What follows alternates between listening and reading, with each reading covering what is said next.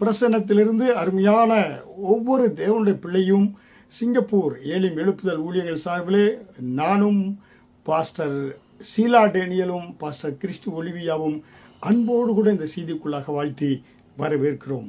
அல்லேலூயா. பரிசுத்தத்தை குறித்து ஒரு பரிசுத்த வாழ்வை குறித்து தொடர்ந்து போய்த்து கொண்டு வருகிறேன். முக்கியமாக இந்த தொடரிலே நாம் அதாவது பரவசப்படுதல், புரியுங்களா? Emotion is not mark of holiness.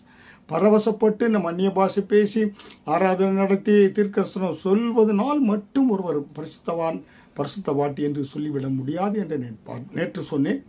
இன்றைக்கு பயன்படுவதனால் மட்டும் அவர்கள் பரிசுத்தவானோ பரிசுத்தவாட்டி என்று நாம் சொல்லிவிட முடியாது. Usefulness is not mark of holy person. புரியுங்களா?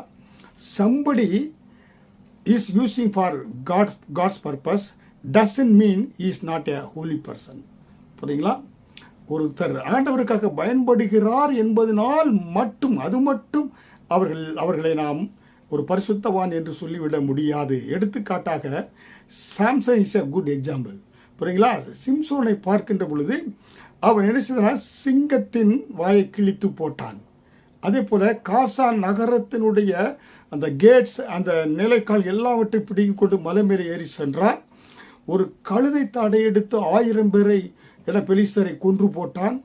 அவனுடைய பேர் பார்த்தீங்கன்னா இஸ்ரவேலுடைய இரட்சகன் என்று அவனை நம்ம அழைக்கிறோம். புரியுங்களா? வேதத்திலே பார்க்கிறோம். Is a Xavier for Israelites. இஸ்ரவேலுடைய இரட்சகர் என்று அவனுக்கு சிறப்பு பெயர் கொடுக்கப்பட்டது.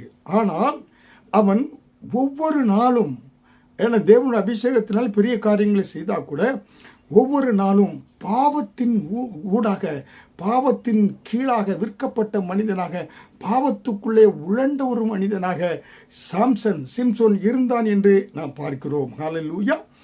அப்படி என்றால் பயன்படுவதனால் மாத்திரம் அவர்கள் பரிசுத்தவான் என்று சொல்லிவிட முடியாது. நசரேய விரதம் போன்ற சிம்சோன் கிறிஸ்துவுக்கு பாருங்க, விரதத்தில் 2 பேர் தான் நசரேய விரதம். ஒன்று சிம்சோன், அவன் இயேசுவுக்கு அடையாளமாக இருக்கிறான். ஆனால் அவன் அப்படிப்பட்ட அபிஷேகம் பண்ணப்பட்ட அவன் என்ன செய்தான்? பயன்படுத்தப்பட்டான். கர்த்தர் அவனை இஸ்ரவேலின் இரட்சகராக பெயர் கொடுக்கப்பட்டு அவன் இஸ்ரவேலுக்காக யுத்தம் பண்ணினான், பெலிஸ்தரோடு யுத்தம் பண்ணினான் என்று பார்க்கிறோம். ஆனால் அவன் அவன் பயன்பட்டதினால் மற்றும் அவன் பரிசுத்தத்திற்கு அடையாளம் என்று அவன் சொல்ல முடியாது, பரிசுத்தவான் என்று சொல்லிவிட முடியாது. அருமையான தேவனுடைய பிள்ளைகளே, தேவன் யாரையும் பயன்படுத்துவார், எவரையும் பயன்படுத்துவார், எதையும் பயன்படுத்துவார். காகத்தை பயன்படுத்தினார் எலியாவை போஷிக்க, கம்பை பயன்படுத்தினார் செங்கடலை 2ஆக பிளக்க, கழுதையின் தாடையை பயன்படுத்தினார் 1000 பெலிஸ்தர்களை சிம்சோன் கொன்று போட்டான். இவையெல்லாம் தேவனுக்காக பயன்படுத்தப்பட்ட காரியங்கள். ஆனால் இவையெல்லாம் பரிசுத்தம் என்று சொல்லிவிட முடியாது. அல்லேலூயா. அதனாலே கர்த்தர் எவரையும் எதையும் பயன்படுத்த முடியும்.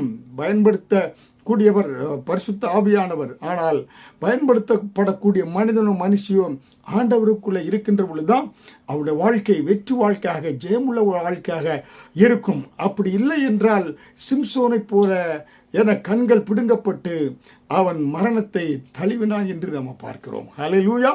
அருமையான தேவனுடைய பிள்ளைகளை, அதனாலே நீங்கள் ஆண்டவருக்கு ஒருத்தர் பயன்படுவதனால் மட்டும், புரியுங்களா, usefulness is not a mark of holiness. புரியுங்களா? அதனாலே ஒருத்தரை ஆண்டவர் பயன்படுத்துகிறார் என்பதனால் மட்டும், அதனால் மட்டும் என்று நம்ம சொல்லிவிட முடியாது. எல்லோரும் இல்லை, பயன்படுத்தக்கூடிய அநேகர் பரிசுத்தவான்களாக இருக்கிறாங்க.